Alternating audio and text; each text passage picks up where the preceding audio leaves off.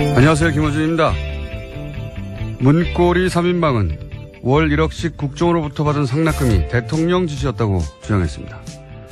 이런 주장은 아마도 자신들은 돈을 전달한 창구에 불과했고 법적인 문제가 없다는 소리겠죠.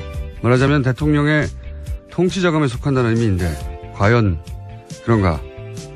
탄핵 정국이 한창이었던 작년 말 그리고 올해 초 이들 3인방을 20여 년 전 면접 보고 채용하고 그리고 이후로도 지속적으로 업무 지시를 한 사람은 박근혜 전 대통령이 아니라 최순실이었다는 각종 보도가 쏟아졌었죠. 심지어 17년간 최순실의 운전기사를 했던 김모 씨는 3인방을 최순실의 종이라고까지 증언을 했었습니다. 만약 40억에 이르는 국정원 특수활동비의 사용 권한을 최순실이 가지고 있었다면 그래서 그 국정원 공작비가 국가안보가 아닌 대통령 의상은 물론 각종 미용 시술에 사용됐다면 국민 입장에서 상상만 해도 수치스러운 가정입니다만 검찰은 이 대목을 반드시 수사에 밝혀내야 한다. 아직도 태블릿이 최순실의 것이 아니며 대통령은 억울하게 당했다고 주장하는 세력이 있죠. 이제는 그 끝을 좀 봤으면 합니다. 김원준 생각이었습니다. 김은지입니다. 두 사람이 구속됐죠? 네, 오늘 새벽에 구속됐는데요. 서울중앙지법 권순호 영장전담 부장판사는 죄를 범했다고 의심할 만한 상당한 이유가 있고 증거인멸에 염려가 있다라면서 영장 발부의 이유를 설명했습니다. 안봉문이지만 이렇게 해서 3인방 모두가 지금 수감된 상태인 건데 아직도 태블릿이 최순실 것 아니다. 대통령은 사익을 추구한 적이 없다. 이런 얘기를 하신 분들이 있죠. 왜냐하면 박근혜 전 대통령도 아직도 그렇게 주장하고 있기 때문에요. 네. 3차 담화에서도 사실은 핵심 메시지가 그거였어요. 잠시 다시 들어보시겠습니다. 오로지 국가와 국민을 위하는 마음으로 모든 노력을 다해왔습니다. 단 한순간도 저의 사익을 추구하지 않았고 작은 사심도 품지 않고 살아왔습니다. 미용시술은 국익이 아니에요. 네, 국익이 아닌데 사실 이 3인방에 대해서 작년 말 올해 초 그러니까 우리나라 언론이 언론 역사상 이렇게 활발하게 탐사 보도를 한 적이 과연 있을까 싶을 정도로 국내에 존재하는 모든 레벨의 미디어들이 사실은 최순실의 과거, 최태민 씨 또는 3인방의 과거에 대해서 추적 보도를 했었고 그때 굉장히 많은 보도가 쏟아져 있었어요. 네, 그렇죠. 그때 잠시 되짚어 보면 일단 98년 대구 달성에서 보궐선거로 박근혜 전 대통령이 처음으로 정치권에 등장을 했단 말이죠. 그리고 그 당시 달성 지구당의 초모 과장이 안봉근 비서관이었어요. 관련해서 올해 초였던 걸로 1월이었던 걸 기억하는데 JTBC의 그 스포트라이트에서 이 3인방을 추정한 적이 있습니다. 그때 그 출연했던 사람 중에 한나라당의 달성지구에 관계자가 나와서 그리고 또 박근혜 의원실에서 일하다가 1년 만에 관둔 전직 보좌관이 나와서 뭐라고 증언을 했냐면 면접은 최순실 씨가 봤다. 그런 얘기를 했었고요. 박근혜 전 대통령이 본 게 아니죠. 예, 그리고 또 다른 방송에서 기억이 안 나네요. 하여튼 또 다른 방송에서 이재만 전 비서관 구속된 추천한 사람은 나성린 전 새누리당 의원이고 당시 나 의원도 면접은 박근혜 전 대통령이 본 게 아니다. 최순실 정년에 언급했었고 그때 1년 일하고 관뒀다고 증언한 그 비서관 후임으로 온 사람이 이재만 비서관 안봉근 이재만 비서관이군요. 예, 헷갈립니다. 어쨌든 네. 그러하고 안봉근 전 비서관에 대해서는 그 사람들이 또 뭐라고 그랬냐면 정윤회 씨의 비서처럼 역할을 박근혜 전 대통령의 비서가 아니라 정윤회 씨의 비서처럼 역할을 했다. 그리고 이제 의원회관에서 회의를 의원이니까 해야 되는데 그게 아니라 강남 안가에서 최순실 정윤회 부부가 업무 지시를 했다. 뭐 이런 얘기. 네, 소위 삼성동 팀이라고 해서 여의도에서는 꽤 유명했었습니다. 이런 증언은 사실 여러 매체에서 여러 사람의 입을 통해서 나왔었어요. 예. 그리고 최순실 씨 17년 운전기사 했던 김모 씨. 이분이 가장 구체적인 이야기를 했었는데 세계일보였던 걸로 기억합니다. 예, 그렇죠. 예. 뭐라고 그랬냐면 이제 안가는 신사동에 있는 S빌딩, 예, 한국문화재단. 예, 거기서, 최순실 정윤회 부부가 사실상 업무 지시를 다 했고, 그리고 아주 구체적인 이런 얘기를 했어요. 예. 3인방에 대해서는 어떻게 표현했냐면 그 사람들은 대통령의 사람이 아니다. 예, 대통령의 사람이 아니고 이때는 박근혜 전 대통령이 아직 탄핵되기 전입니다. 대통령의 사람 그게 대통령이 물론 직무정지 상태였긴 했지만 아직 탄핵되기 전의 상태에서 나온 진술이었는데 증언이었는데 3인방은 순실이의 사람이라고 표현했어요. 순실이가 뽑았고 순실이의 사람이고 순실이의 적이라고 보면 된다. 그래서 박근혜 의원 위에 정윤회 실장이 있고 정윤회 실장 위에 최순실이 있다. 그 얘기를 17년간 운전기사 했던 분이 했죠. 예, 구체적으로. 그래서 저는 어떻게 생각이 드냐면 그 관계는 대통령이 취임한 이후에도 계속 유지된단 말이죠. 3인방이 이제 돈의 용처를 모른다고 말하잖아요. 예. 저는 세세한 용처는 몰랐을 수는 있다고 봅니다. 그런데 3인방이 이렇게 국정원이라고 하는 기관으로부터 별도로 매달 1억씩 받는 걸 최순실 씨가 몰랐다고는 저는 생각하기 힘들다. 3인방 위에 있었고, 그러니까 3인방이 대통령도 속이고, 최순실도 속이고, 국정원에서 1억씩 받는다 불가능하다. 라고 보는데, 국정원에는 추국장도 있지 않습니까? 예. 그리고 그 돈이 만약에 최순실 씨에게 했다면 3인방이 몰랐을 리도 없다. 저는 그렇게 보는데, 이제 이 사건을 보자마자 저 나름대로 재구성한 것은 오히려 최순실의 요구로, 각종 의상, 미용시술 돈이 들어가니까, 거기에 필요한 돈을 3인방을 참고로 해서 받아서 최순실이 그 돈을 관리하면서 썼을 가능성, 예. 각도로 완전히 틀어서. 그런 가능성을 검찰이 수사해 봐야 된다. 그런 생각이 듭니다. 예. 여태까지 진행된 국정농단 사태의 어떤 패턴이라든가 혹은 최순실과 3인방의 관계를 보자면 그 방향으로 수사를 해야 되는 게 아닌가. 예. 네, 물론 아직 이재만 전 비서관 같은 경우에는 박근혜 전 대통령 지시에 따라서 전달을 받았다라고 이야기하고 있거든요. 또 윗사람에게 사용처를 물어보지 못했다라고 하고 있는데요. 최순실 쪽으로 당연히 이제 수사가 진행될 것으로 보입니다. 물론 부인하겠지만, 예. 또 그런 보도도 있거든요. 작년 6월인가요? 처음으로 미르랑. 네, TV조선이 보도했었습니다. 보도했을 때부터 국정으로부터 돈을 안 받았다는 거 아닙니까? 네, 그때부터 주지 말라라고 이야기했다는 건데요. 그 이전까지 박근혜 전 대통령의 예금을 줄지 않다가 그 이후로부터 예금을 줄었다고 하는 걸 보면, 예. 그런 연관성을 충분히 생각해 볼 수 있다. 예. 그 대목을 수사해야 된다. 그리고 이 돈이 이제, 공작비였대요. 예. 네, 그렇죠? 국정원이 특수공작 사업비였다라고 어제 서훈 국정원장이 국정원 국정감사에서 밝혔습니다. 그러니까 특수공작 사업비에는 대북 공작과 해외 공작 활동, 대테러 비용 같은 것들이 되어 있는데요. 예산 편성의 취지와 전혀 다른 정도로 쓴 거라고 합니다. 그러니까요. 이게 이제 국민 안전에 쓰이라고 하는 것을 미용시설에 썼다면 끝판왕에 해당된다고 봅니다. 저는 이것이 이때까지 나온 국정농단의 여러 가지 사안들 중에 자, 그게 밝혀질지 좀 두고 보고요. 다음 뉴스는요. 네, 또 국정원의 또 다른 5억 원으로 이른바 진박 후보를 가리기 위해서 여론조사했다라는 소식도 어제 전해드렸었는데요. 그런데 그 여론조사가 선관위에 신고되지 않은 불법이라는 지적이 나오고 있다고 MBN이 보도했습니다. 여론조사 같은 경우에는 공직선거법상 이틀 전에 관할 선거여론조사 심의위원회에 서면 신고해야 하는데요. 그런 게 되어 있지 않다라는 겁니다. 글쎄, 이것도 뭐 결과가 나오겠죠. 예. 불법이 아니었으면 이렇게 몰래 국정원 돈까지 끌어다 줬을 리가 없다. 뭐 이런 생각은 듭니다만.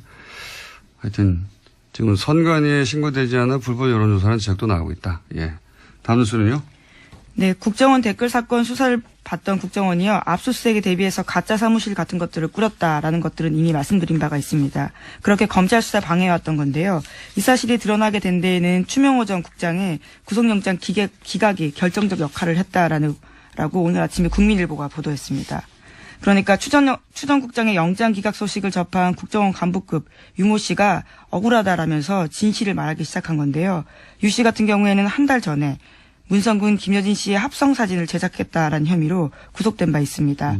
그런데 윗선인 추 전 국장은 빠져나가고 지시를 이행한 자기만 구속된 게 납득할 수 없다면서 과거 사건까지 이야기하게 된 겁니다.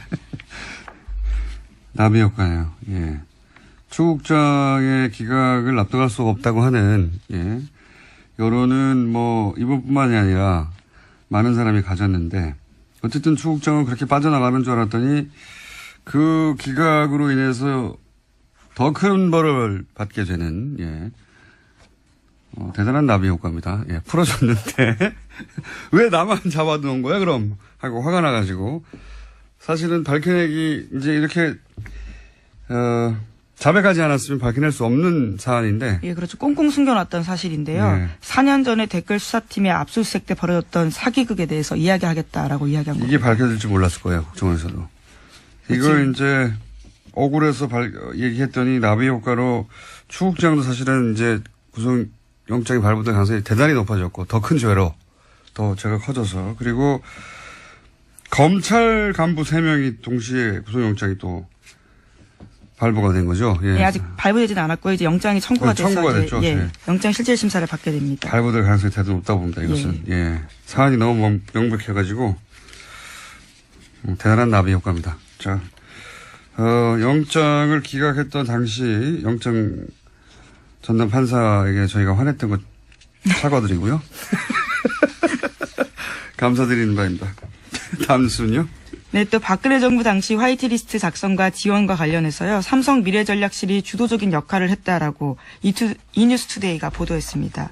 관련한 자료들을 입수했다라는 건데요. 허현준 전 청와대 행정관이 정경련에 가장 큰 영향력을 행사해온 삼성과 밀접한 관계를 맺으면서 화이트리스트 특별관리했다라는 겁니다. 아, 참. 평상시 같았으면 이런 뉴스 하나만으로도 예, 포탈을 뒤덮어야 되는 거예요. 이게 그러니까 청와대에서 화이트리스트를 관리하는데 그 직접적인 돈의 집행은 삼성의 미래전략실이 주도하고 관리했다는 거 아닙니까? 예. 삼성이 무슨 국가기관도 아닌데 국정 운영하셨어요. 예. 네, 굉장히 구체적인 진술까지 나오는데요. 기사에 따르면 정경련 한 관계자의 멘트가 있습니다. 김한표 전 삼성 미래전략실 전무가 특정 단체를 지목해서 얼마 지원하라 이렇게 지시하면 삼성의 명령인이 어쩔 수 없이 따르는 형식이었다라는 겁니다. 삼성의 미전실, 최순실 말사진과 관련해서 예, 책임이 그 책임 때문에 지금 구속되어 있는 예. 그 미전실에서 화이트리스트를 집행할 때 집행 책임자였다. 뭐 이런 의미의 기사고 사실은 대단히 굉장한 뉴스인데 포털에서는 보기 힘듭니다. 현재. 예. 이뉴스투데이의 단독이고 굉장히 큰 단독이거든요. 청와대는 최순실이 운영했고 예. 국정원 삼성이 운영했다. 이렇게 표현할 수 있을 정도로 청와대가 화이트리스트를 만들고 정치적으로 그런 활동을 해왔다는 건 뭐 여러 차례 보도됐는데 그 자금의 집행을 삼성의 미전실이 주도했다는 거는 처음 나온 얘기거든요. 예. 네, 또 미전실 관계자 그러니까 미전실 그 전무 같은 경우에는요. 이 정경련 관계자의 멘트에 따르면 청와대를 등에 업고 실질적 그림을 그리면서 실무에까지 관여했다라면서 보수단체는 물론이고 특정 대학생 단체까지 지정해줬다라고 합니다. 삼성 미전실에서 여기 돈 주라 하는 걸 주도했다는 거잖아요. 예. 참네. 이 뉴스는 매우 중요한 뉴스라 포털에서는 찾기 힘드실 텐데 저희가 굳이 찾아서 알려드립니다. 알려드리고 앞으로도 계속 이 뉴스는 저희가 팔로우를 하겠습니다. 다음은요? 네, 어제 방송문화진흥회에서 고용주 이사장에 대한 불신임안이 가결됐습니다. 박문진은 MBC 최대 주주인데요. 이에 따라서 김장겸 MBC 사장의 해임안 처리도 초읽기에 들어갔습니다. 방문진은 김장겸 사장에 대한 해임안도 오는 8일 정도에 임시 이사회를 열어서 처리하기로 했습니다. 고용주 사장은 뭐 문재인 빨갱이를 외치던 분이죠. 예. 지금 그걸로 재판받고 있는 중입니다. 뭐 그렇게 생각하는 사람이 세상에 있을 수는 있습니다. 예. 저를 사람이 아니라 바야바로 본다든가 사스카치, 예. 추바카 이렇게 생각하는 사람도 있을 수 있죠. 근데 그렇게까지 굴절된 세계관을 가진 사람이 공영방송을 책임지는 수장이 되면 안 되는 거죠. 박문진. MBC의 최대 주주죠. 박문진. 사실 박문진의 수장이 대통령이 아니라 사장을, 네. MBC 사장을 좌지우지할 수 있으니까요. 네. 지금 드디어 이제 불신이 많이 가결됐다. 네, MBC 노조가 지금 파업하고 있는 중인데 그에도 아주 큰 영향을 미칠 것으로 보입니다. 그러니까요. 그런 분은 있을 수 있는데 그런 분이 공영방송을 책임지는 박문진 수장이 돼서는 안 된다. 간단한 얘기 아닙니까? 이때까지는 근데 그래왔다. 예, 이제 해결의 길이 보이네요. 그 다음은요? 네, 바야바라고 말씀하시니까 생각나는 뉴스가 있는데요. 네, 내일 SBS 김어준의 블랙하우스에서 유병원 전 세모그룹 회장의 장남 유대균 씨를 최초 인터뷰에서 내보낸다라고 합니다. 네.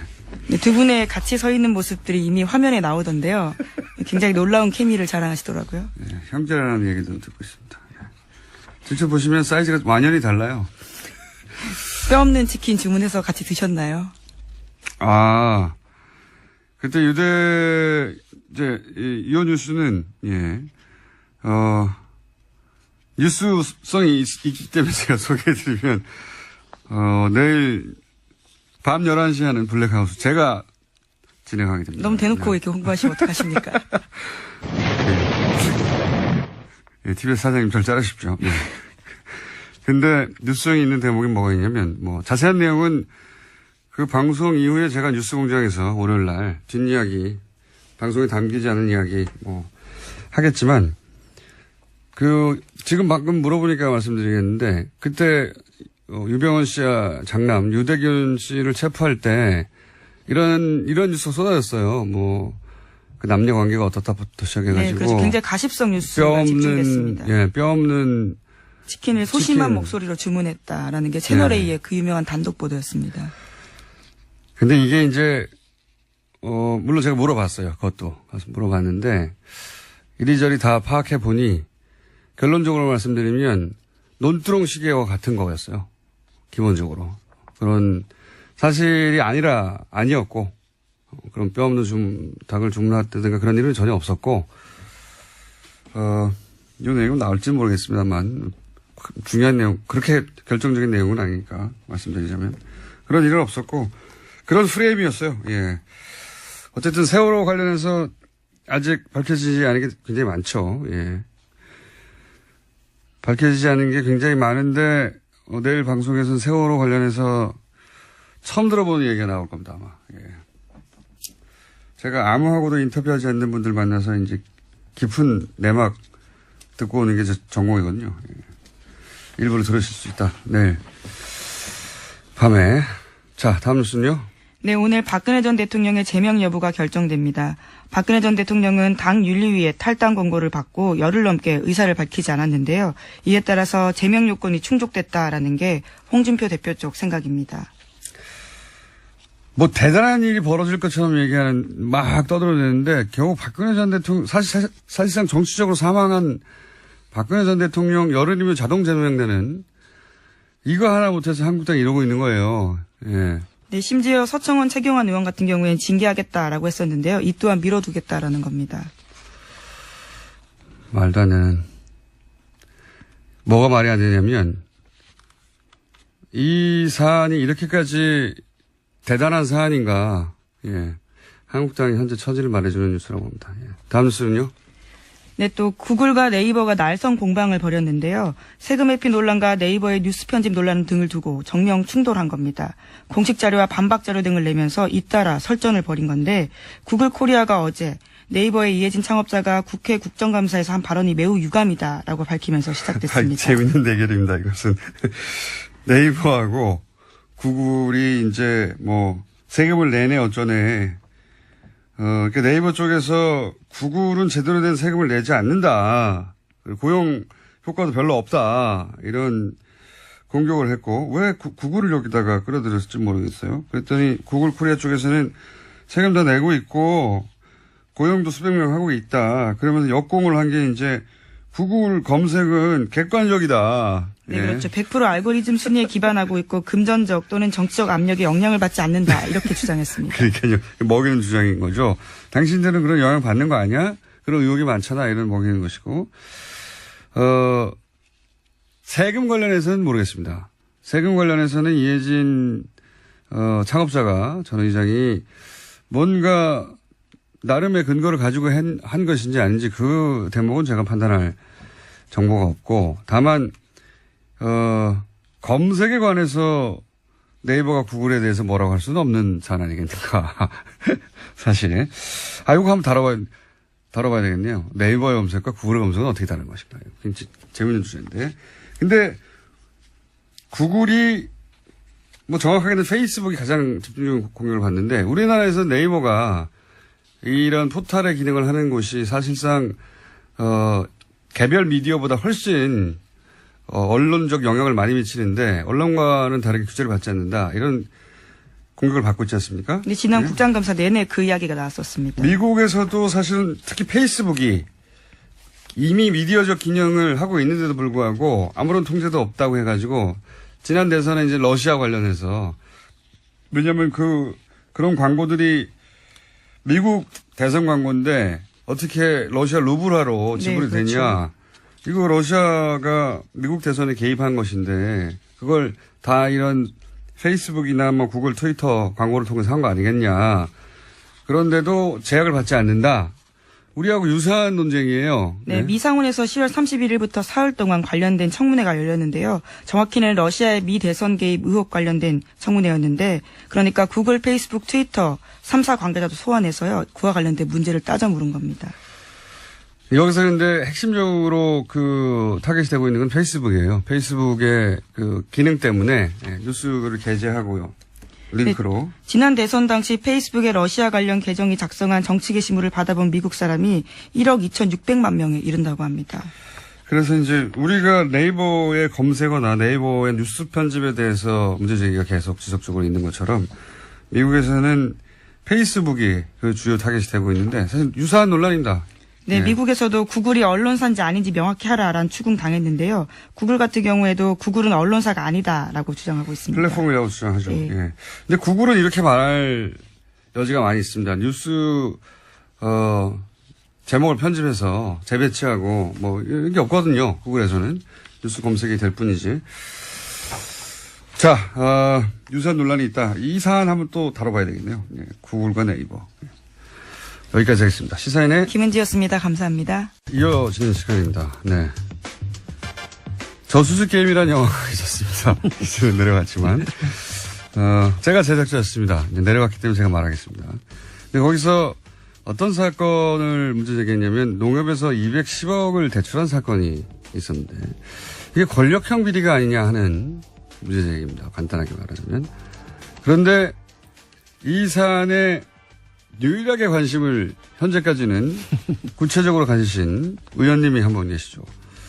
더불어민주당 김현건 의원님 자리에 나오셨습니다. 안녕하십니까? 예, 안녕하십니까? 네. 이게 이제 농협 대출 사건이다 보니까 본인이 의성 한우협회장 경님 하신 농민 출신으로서 농협 해가지고 눈에 꽂히신 거죠, 이게? 그렇죠. 그것도 예. 상호금융. 예. 예. 지난주에 이제 들으신 분들도 있으시겠지만, 이제 일주일이 지나서 복잡한 사건이라서, 제가 다시 한번 간단 요약을 하겠습니다. 농협이 2008년에 캐나다에 부동산 투자를 합니다. 예. 예. 그리고 나서 총 210억을 날립니다. 예. 예. 그러면, 2천만 원도 끝까지 받아내거든요. 예. 은행은 200만 원도 끝까지 예. 받아내고, 210억을 날렸으면 어떻게든 끝까지 받아내려고 했을 것 같은데, 예. 그런 노력이 거의 안 보인다. 이상하다. 그렇죠. 예. 게다가 그 돈은 상호금융특별회계라고 하셨던 거죠. 예. 그게 이제 생소한 용어인데 말하자면 단위조합. 예. 그러니까 농민들 돈이라 예. 이 돈은 농협 역사상 투자해 본 적이 없는 돈이었는데 투자에. 그렇죠. 매우 안전하게 운행하는. 네. 근데 이 돈을 이때 유일하게 투자한다. 예. 요 대목에서 꽂히셨다고 해요, 의원님은. 예. 아니, 이 돈을 왜 썼지? 예. 이 돈이 날아간 겁니다. 그런데 40년간 한 번도 적자를 낸 적이 없던 그 대목, 근데 요때 이제 적자를 낸 거죠. 2008년도. 예. 돈을 막 날리면서 얼마를 적자를 냈냐면 1,800억에 가까운. 예, 1,777억. 예. 1777억을 날려버렸어요. 날려버렸는데, 이제 이상한 점들은 당시 농협회장이 이명박 전 대통령의 동지상고 동창 절친이고, 그리고 또 대출하는 과정에서 사실은 그 박석배라는 사람의 이름으로 대표가 돼서 대출이 그렇죠. 됐는데. 그 국내 법인. 네. 근데 그 법인은 대출 직전에 만들어진 거예요. 예. 게다가 박석배 씨는 사업을 해본 적이 없는 사람이고요. 현재 행불 상태입니다. 예. 캐나다 교민이었죠. 그리고 제보가 있기를 중간에 이 대출 과정에 이명박 전 대통령의 친인척이 연루됐다고 하는 입증할 수는 없습니다. 현재 제보는 그런 제보가 있었고 여러 건이 있었죠. 예. 그래서 입증이 안 됐기 때문에 누구라고 말씀드릴 수는 없지만 굉장히 가까운 매우 가까운 들으시면 금방 떠오를 이름이 거론됩니다. 여기서. 그리고 나서 이 모든 피해 이후에도 소송이 없다. 이런 의문점들이 있었던 사건. 그리고 소송을 하려고 보니까 서류도 없다. 소송할 만한. 그러니까 당시에 만들어진 서류도 없더라. 매우 이상한 사건이죠. 그러면서 이제 그 지난주에는 무슨 말씀을 하셨냐면 210억을 대출했으면 아니 뭐 2억짜리를 대출해서 담보를 아파트를 잡거나 하는데 210억이면 아파트를 100채를 잡아야 되는 거죠. 2억짜리 아파트.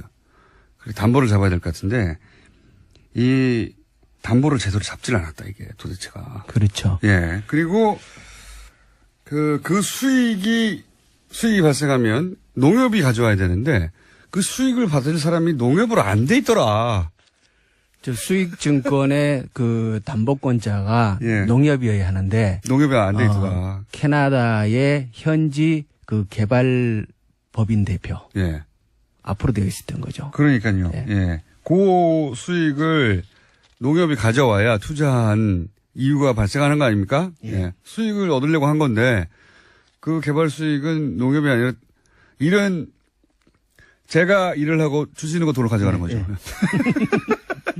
하여튼 그런 이상한 일이 발생했다. 요약하자면 자 오늘부터 할 얘기는 또 뭡니까? 자 앞으로 우선 17분간 본론에 들어가기 전에 지난번에 이제 MB가 들어와서 농업과 관련된 했는 일 중에 그 농협을 주식회사 체제로 바꿨다. 그러니까요. 이게 앞으로 농협의 대재앙이 될 거다라는 말씀을 하나 드렸는데 그 일 말고 또 MB가 했는 일이 하나 더 있어요. 뭐냐 그러면 GMO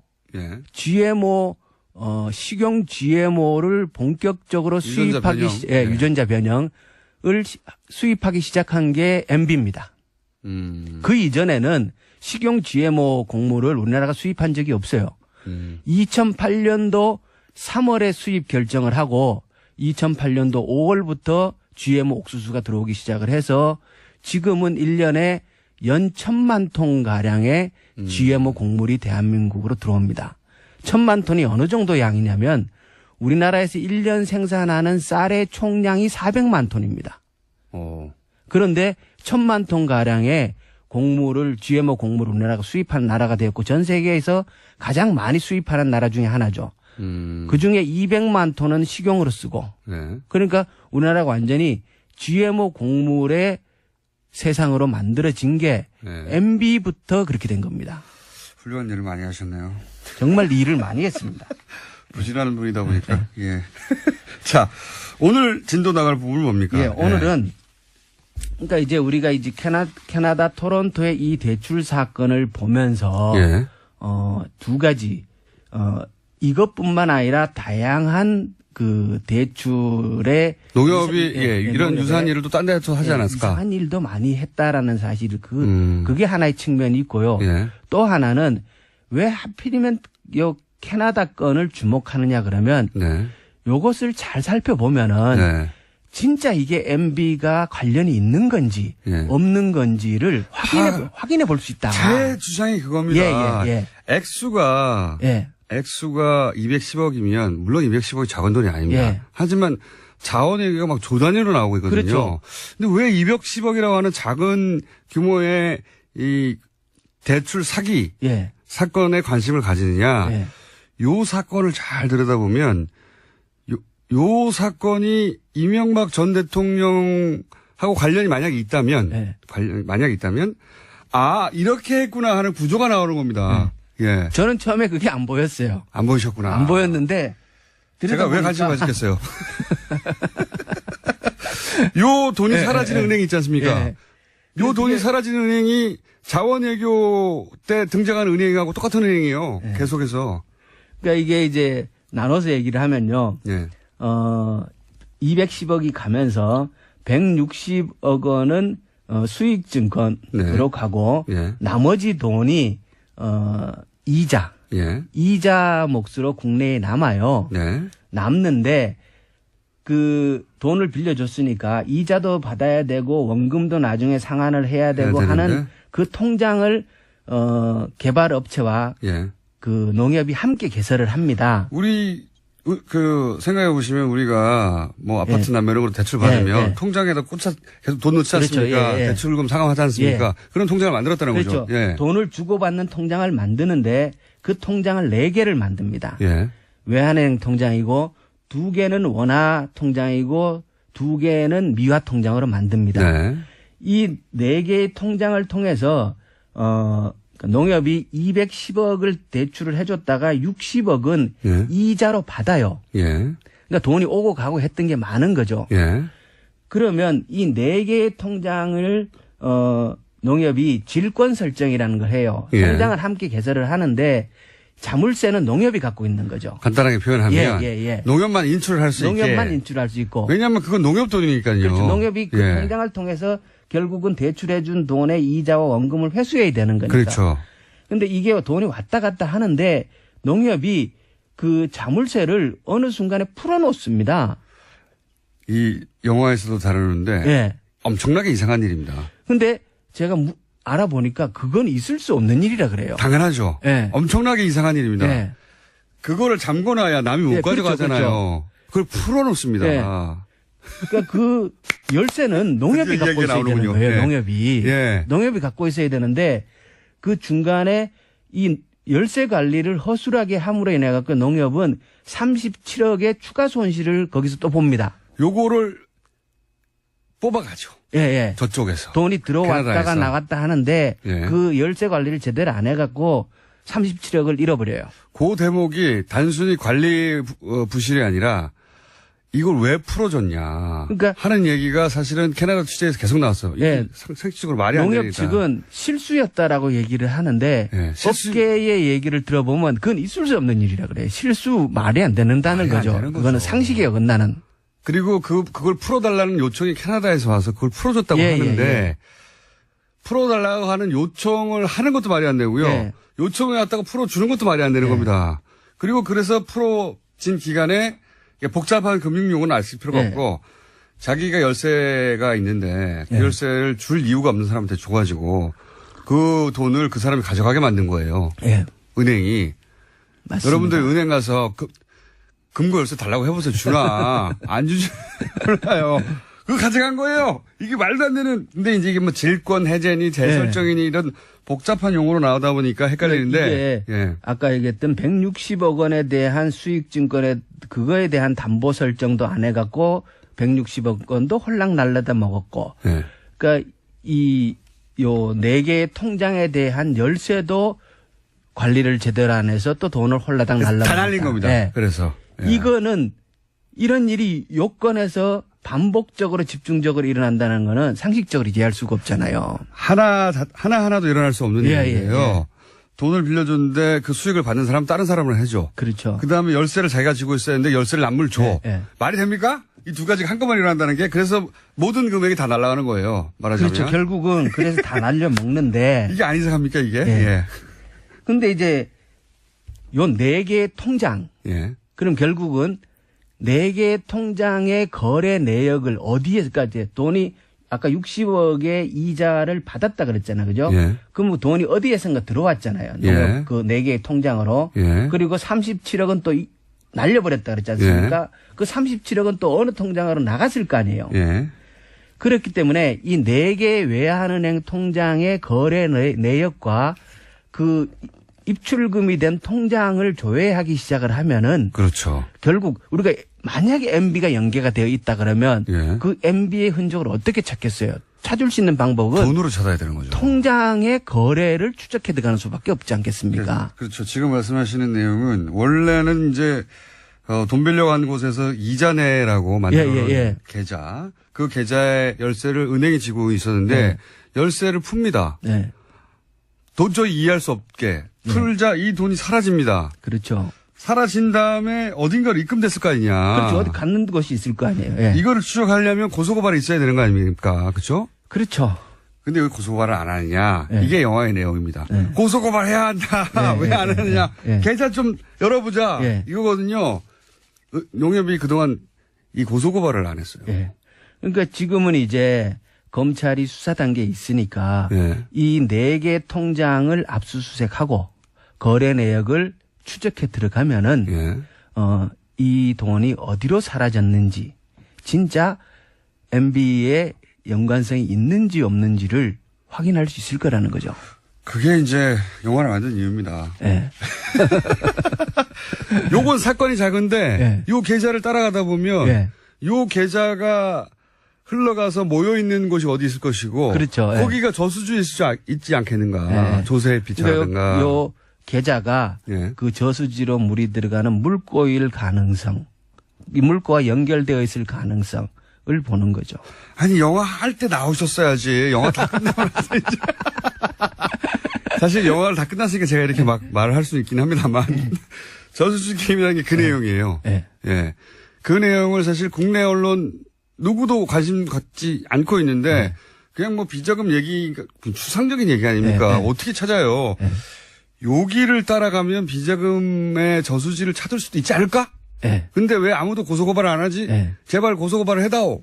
이런 요청이자 비명을 지르고 있는 거거든요. 예. 그래서 제가 그 너무 4개 늦게 나오셨어요. 4개 통장의 통장 번호를 가져왔다는 거. 예. 이건 4개 통장을 다 갖고 있으니까 예. 아마 조사를 하자. 네, 조사를 해달라. 게다가 또 의심하는 것은 이 물론 대출과 그리고 대출을 해소하지 못한 그리고 나서도 고소고발을 하지 않은 예. 전체 상황도 다 이상하지만 이 상대 거래은행이 RBK라는 것도 저는 대단히 이상한 겁니다. 그렇죠. 예, 캐나다에서 하베스트 무슨 2조 날렸다, 뭐, 예. 닐 2조 날렸다, 이런 사안들 있지 않습니까? 초대형, 자원외교 실패. 예. 실패 스토리에 단골 등장합니다, 이 은행이. 예. 항상 로얄 뱅크 오브 캐나다가 등장해요. 그리고 로얄 뱅크 오브 캐나다의 조세 해피처로 이게 빠져나가지 않았을까, 이런 의심도 있는데, 여기까지밖에 못했어요. 네.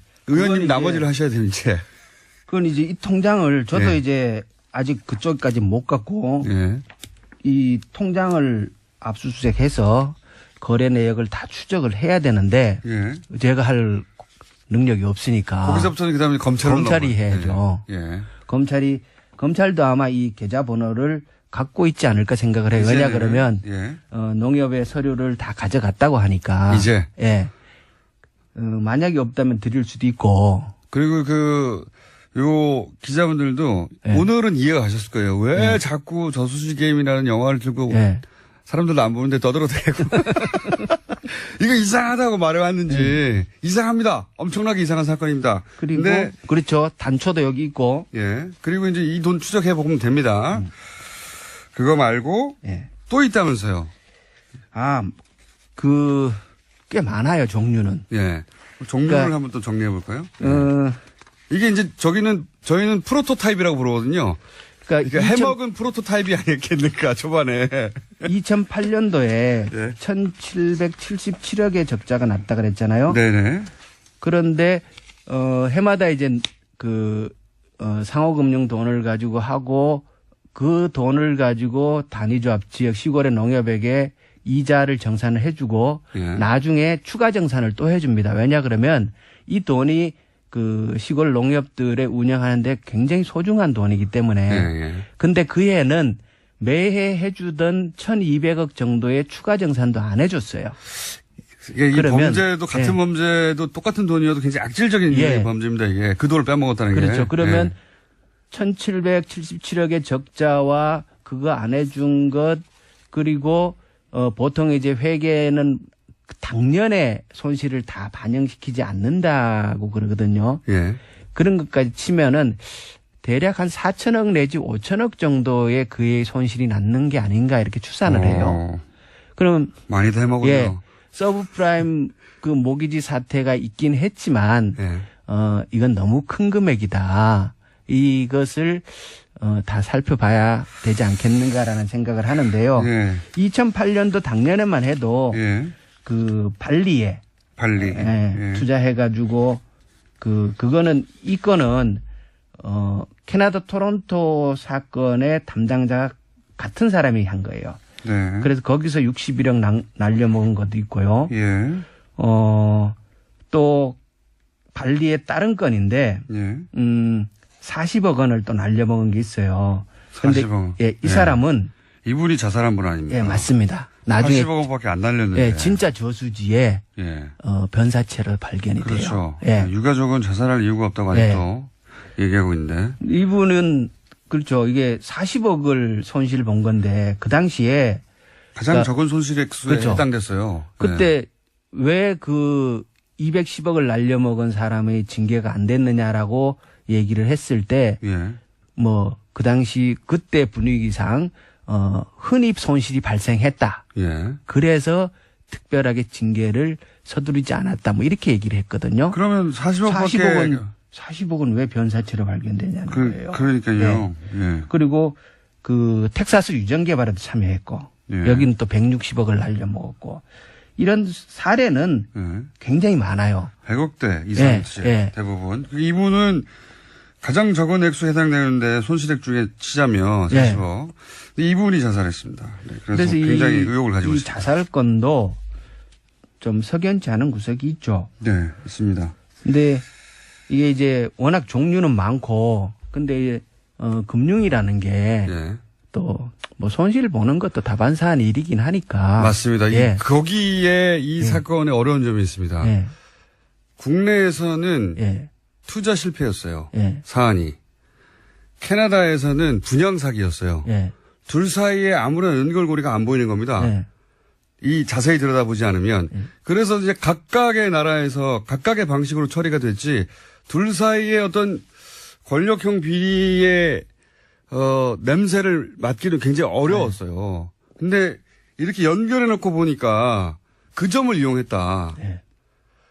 어차피 투자 실패라고 하고 뭐 투자는 실패할 수 있으니까 투자 실패라고 해버리면 많은 실패 중에 하나를 묻혀갈 것이다. 그렇죠. 누군가가 기획했다면 그런 네, 생각을 한 네. 게 아니겠는가. 워낙 이게 이제 많이 일어나는 일 중에 하나로 묻힐 가능성도 있고 그 중에 어느 게 진짜고 어느 게 그냥 일반적으로 일어나는 일인지를 구별하기가 쉽지 않아요. 그러니까요. 어느 게 기획이고 어느 게 실제로 투자 실패인지. 네. 근데 요거는 기획의 냄새가 엄청나게 난다는 겁니다. 그렇죠. 아까 그 뭡니까 160억 원에 대한 담보 설정 안 한 것과 37억을 열세를 넘겨줘서 잃어버리 일이 있을 수 없는 일이라는 거죠. 이거는 금융기관에 있는 분들 얘기를 들어보면 말도 안 되는 곱하기 말도 안 되는 걸 2번 연속으로 해놨다고. 예. 번개 한 6번 정도 연속으로 맞은 거야. 말도 안 되는 소리라고 하는데 그게 일어났는데 하필이면 여기에 이명박 전 대통령 이름이 거론되고 주변에서 그리고 하필이면 자원외교에서 날려먹은 은행이 등장하고 그리고 누군가 한 사람도 자살을 하고 이상한 구성 요소를 다 갖췄다는 겁니다. 그래서 지금이라도 그 4개의 통장을 압수수색해야 된다. 이 얘기를 다시 한번 강조를 드리고. 그리고 요거는 또 한 번 더 하겠다. 여기도 이야기가 더 있습니다. 네. 지금까지 김현건 의원이었습니다. 다음 주에 뵙겠습니다. 감사합니다. 예, 고맙습니다. 를 사명했습니다. 안봉문이지만 이렇게 해서 3인방 모두가 지금 수감된 상태인 건데 아직도 태블릿이 최순실 것 아니다. 대통령은 사익을 추구한 적이 없다. 이런 얘기를 하신 분들이 있죠. 실제. 왜냐하면 박근혜 전 대통령도 아직도 그렇게 주장하고 있기 때문에요. 네. 3차 담화에서도 사실은 뭐 핵심 메시지가 그거였어요. 잠시 다시 들어보시겠습니다. 오로지 국가와 국민을 위하는 마음으로 모든 노력을 다해 왔습니다. 단 한순간도 저의 사익을 추구하지 않았고 작은 사심도 품지 않고 살아왔습니다. 미용 시술은 국익이 아니에요. 네, 국익이 아닌데, 사실 이 3인방에 대해서 작년 말 올해 초, 그러니까 우리나라 언론이, 언론 역사상 이렇게 활발하게 탐사 보도를 한 적이 과연 있을까 싶을 정도로 국내에 존재하는 모든 레벨의 미디어들이 사실은, 최순실의 과거, 최태민 씨 또는 3인방의 과거에 대해서 추적 보도를 했었고, 그때 굉장히 많은 보도가 쏟아져 있었어요. 네, 그렇죠. 그때 잠시 되짚어 보면, 일단 98년 대구 달성에서 보궐선거로 박근혜 전 대통령이 처음으로 정치권에 등장했단 말이죠. 그리고 그 당시 달성 지구당의 초모 과장이 안봉건 비서관이었어요. 관련해서 올해 초였던 걸로 1월이었던 걸 기억하는데, JTBC의 그 스포트라이트에서 이 3인방을 추정한 적이 있습니다. 그때 그 출연했던 사람 중에 한나라당의 달성지구의 관계자가 나와서, 그리고 또 박근혜 의원실에서 일하다가 1년 만에 관둔 전직, 보좌관이 나와서 뭐라고 증언을 했냐면, 면접은 최순실 씨가 봤다. 그런 얘기를 했었고요. 박근혜 전 대통령이 본 게 아니죠. 예, 그리고, 또 다른 방송에서, 기억이 안 나네요. 하여튼 또 다른 방송에서 이재만 전 비서관 구속된 추천한 사람은 나성린 전 새누리당 의원이고, 당시 나 의원도 면접은 박근혜 전 대통령이 본 게 아니다. 최순실 정윤회 언급했었고, 그때 1년 일하고 관뒀다고 증언한 그 비서관 후임으로 온 사람이, 이재만 비서관, 안봉근, 이재만 비서관이군요. 예, 헷갈립니다. 어쨌든, 네. 그러하고, 안봉근 전 비서관에 대해서는 그 사람들이 또 뭐라고 그랬냐면, 정윤회 씨의 비서처럼 역할을, 박근혜 전 대통령의 비서가 아니라 정윤회 씨의 비서처럼 역할을 했다. 그리고 이제 의원회관에서 회의를 의원이니까 해야 되는데 그게 아니라, 강남 안가에서 최순실 정윤회 부부가 업무 지시를 했다. 뭐 이런 얘기. 네, 소위 삼성동 팀이라고 해서 여의도에서는 꽤 유명했었습니다. 이런 증언은 사실 여러 매체에서 여러 사람의 입을 통해서 나왔었어요. 예. 그리고 최순실 씨 17년 운전기사 했던 김모 씨. 이분이 가장 구체적인 이야기를 했었는데 세계일보였던 걸로 기억합니다. 예, 그렇죠. 예. 뭐라고 그랬냐면, 이제, 안가는 신사동에 있는 S빌딩, 한국문화재단, 거기서, 최순실 정윤회 부부가 사실상 업무 지시를 다 했고, 그리고 아주 구체적인 이런 얘기를 했어요. 예. 3인방에 대해서는 어떻게 표현했냐면, 그 사람들은 대통령의 사람이 아니다. 예, 대통령의 사람이 아니고, 이때는, 박근혜 전 대통령이 아직 탄핵되기 전입니다. 대통령의 사람, 그게, 대통령이, 물론, 직무정지 상태였긴 했지만, 아직 탄핵되기 전의 상태에서 나온 진술이었는데, 증언이었는데, 3인방은 순실이의 사람이라고 표현했어요. 순실이가 뽑았고, 순실이의 사람이고, 순실이의 적이라고 보면 된다. 그래서 박근혜 의원 위에 정윤회 실장이 있고, 정윤회 실장 위에 최순실이 있다. 그 얘기를 17년간 운전기사 했던 분이 했죠. 예, 구체적으로. 그래서 저는 어떻게 생각이 드냐면, 그 관계는 대통령이 취임한 이후에도 계속 유지된단 말이죠. 3인방이 이제 돈의 용처를 모른다고 말하잖아요. 예. 저는 세세한 용처를 몰랐을 수는 있다고 봅니다. 그런데 3인방이 이렇게 국정원이라고 하는 기관으로부터 별도로 매달 1억씩 받는 걸 최순실 씨가 몰랐다고는 저는 생각하기 힘들다. 3인방 위에 있었고, 그러니까 3인방이 대통령도 속이고 최순실도 속이고 국정원에서 1억씩 받는데 불가능하다라고 보는데 국정원에는 추국장도 있지 않습니까? 예. 안녕하세요. 김호준입니다. 문고리 3인방은 월 1억씩 국정으로부터 받은 상납금이 대통령 지시였다고 주장했습니다. 이런 주장은 아마도 자신들은 돈을 전달한 창구에 불과했고 법적인 문제가 없다는 소리겠죠. 말하자면 대통령의 통치자금에 속한다는 의미인데 과연 그런가? 탄핵 정국이 한창이었던 작년 말 그리고 올해 초 이들 3인방을 20여 년 전 면접 보고 채용하고 그리고 이후로도 지속적으로 업무 지시를 한 사람은 박근혜 전 대통령이 아니라 최순실이었다는 각종 보도가 쏟아졌었죠. 심지어 17년간 최순실의 운전기사를 했던 김모 씨는 3인방을 최순실의 종이라고까지 증언을 했었습니다. 만약 40억에 이르는 국정원 특수활동비의 사용 권한을 최순실이 가지고 있었다면 그래서 그 국정원 공작비가 국가안보가 아닌 대통령 의사가 물론 각종 미용 시술에 사용됐다면 국민 입장에서 상상만 해도 수치스러운 가정입니다만 검찰은 이 대목을 반드시 수사에 밝혀내야 한다. 아직도 태블릿이 최순실의 것이 아니며 대통령은 억울하게 당했다고 주장하는 세력이 있죠. 이제는 그 끝을 좀 봤으면 합니다. 김호준 생각이었습니다. 김은지입니다. 두 사람이 구속됐죠? 네, 오늘 새벽에 구속됐는데요. 서울중앙지법 권순호 영장전담 부장판사는 죄를 범했다고 의심할 만한 상당한 이유가 있고 증거인멸에 염려가 있다라면서 영장 발부의 이유. 그리고 그 돈이 만약에 최순실 씨에게 했다면 3인방이 몰랐을 리도 없다. 저는 그렇게 보는데 이제 이 사건을 보자마자 저 나름대로 재구성한 것은 오히려 최순실의 요구로 각종 의상 미용시술 돈이 들어가니까 거기에 필요한 돈을 3인방을 참고로 해서 받아서 최순실이 그 돈을 관리하면서 썼을 가능성, 예. 각도를 완전히 틀어서. 그런 가능성을 검찰이 수사해 봐야 된다. 그런 생각이 듭니다. 예. 여태까지 진행된 국정농단 사태의 어떤 패턴이라든가 혹은 최순실과 3인방의 관계를 보자면 그 방향으로 수사를 해야 되는 게 아닌가. 예. 네, 물론 아직 이재만 전 비서관 같은 경우에는 박근혜 전 대통령 지시에 따라서 전달을 받았다라고 이야기하고 있거든요. 또 윗사람에게 사용처를 물어보지 못했다라고 하고 있는데요. 최순실 쪽으로 당연히 이제 수사가 진행될 것으로 보입니다. 물론 부인하겠지만, 예. 또 그런 보도도 있거든요.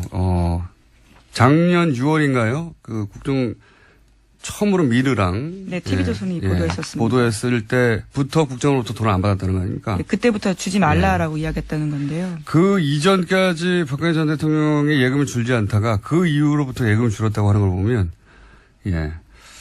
그런 연관성을 충분히 생각해 볼 수 있다. 예. 그 대목을 수사해야 된다.